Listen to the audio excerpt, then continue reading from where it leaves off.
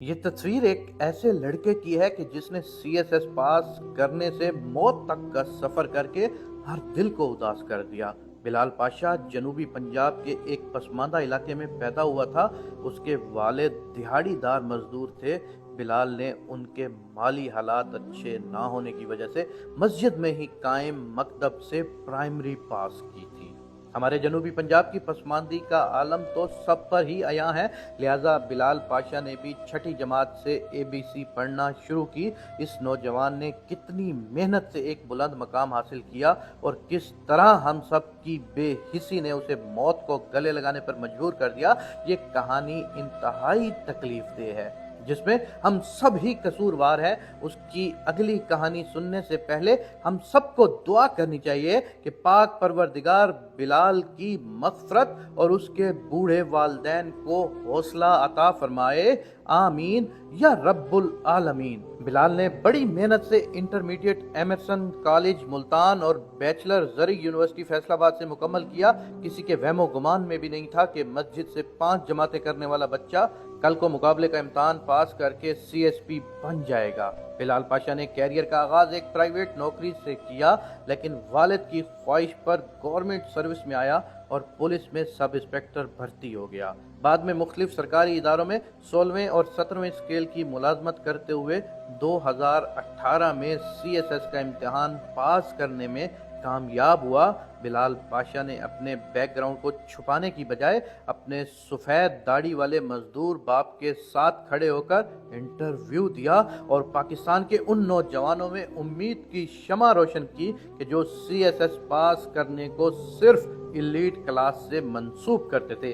सिलसिला चल निकला और देखते ही देखते हजारों नौजवान CSS के ख्वाब आंखों में सजाए इस सफर पर गामजन होने लगे। लेकिन भारतीय अदाकार मरहूम इरफान खान ने क्या जबरदस्त जुमला बोला था कि जब हम जैसों के दिन आते हैं ना तो मौत बीच में टपक पड़ती है। बिलाल पाशा की जिंदगी की भी अभी सिर्फ शुरुआत हुई थी कि मौत ने उसे आन दबोच लिया। बिलाल की मौत की वजह बस एक ही थी, सिविल सर्विस में मिलने वाला डिप्रेशन। वो जिससे भी बात करता यही कहता कि वो या तो नौकरी छोड़ देगा या खुदकुशी कर लेगा। बिलाल की मौत से 2 बातें आया हैं, एक डिप्रेशन जो कि जानलेवा बीमारी है, ये मजहबी घराने से अरबपति बाप तारिक जमील साहब के अरबपति बेटे को भी दबोच लेती है और ये एक मजदूर बाप के अफसर बेटे बिलाल पाशा को भी नहीं छोड़ती। दूसरा, हमें अपने ख्वाबों के पीछे इतना भी नहीं भागना चाहिए कि वो हमारे लिए साइको विक्ट्री साबित हो।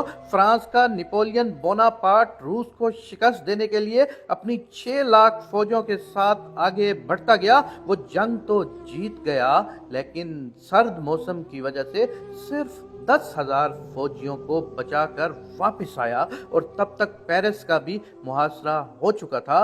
बिलाल 17वें स्केल की आम नौकरी पे रहता तो शायद कभी इस परेशानी का शिकार ना होता। किसी ने क्या खूब कहा है कि जिसकी तलब में तड़प रहे हो वो मिल भी गया तो क्या करोगे, या फिर कि ढूंढो उसे जिससे तुम मोहब्बत करते हो ताकि वो तुम्हें मार सके। बिलाल को भी CSS करने ने मार दिया, लिहाजा CSS ऐसी चीज नहीं है कि जिसकी खातिर जान से भी हाथ धोया जाए। हर साल मुल्क भर के 70% ब्यूरोक्रेट अपनी नीली बत्ती और सब्ज नंबर प्लेट को अल्लाह हाफिज कहते हुए इस्तीफा दे देते हैं। बिलाल भी यही कहता था, ये लोग बत्ती और सब्ज नंबर प्लेट देखते हैं लेकिन मेरे अंदर नहीं देखते। रात जो गुजर गई है बिलाल के बारिश वालिद के लिए बहुत भारी थी। रात उसने अपने नातवा हाथों से अपने लख्ते जिगर के सोने जैसे जिस्म को सुपुर्दे खाक कर दिया।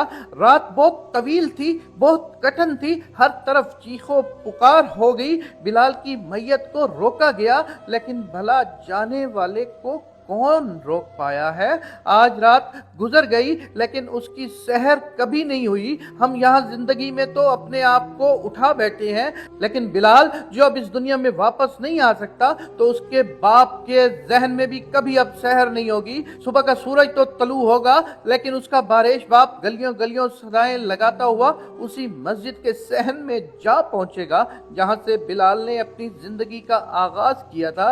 लेकिन अब की बार वो मुयस्सर मैसर नहीं होगा। अब की बार मस्जिद के दरो दीवार से पस आहो बुका सुनाई देगी, वहशत नजर आएगी, लेकिन बिलाल कहीं नजर नहीं आएगा। वो उस नीली बत्ती, सब्ज नंबर प्लेट और इस समाज के खुद साख्ता म्यार से बहुत दूर जा चुका होगा। दोस्तों, अगर आप भी बिलाल के वालिदैन के दुख में शरीक हैं तो एक दफा दरूद पाक पढ़कर बिलाल को बख्श दीजिएगा। अल्लाह तू हम सब का हामी और नासिर हो, आमीन या रब्बुल आलमीन।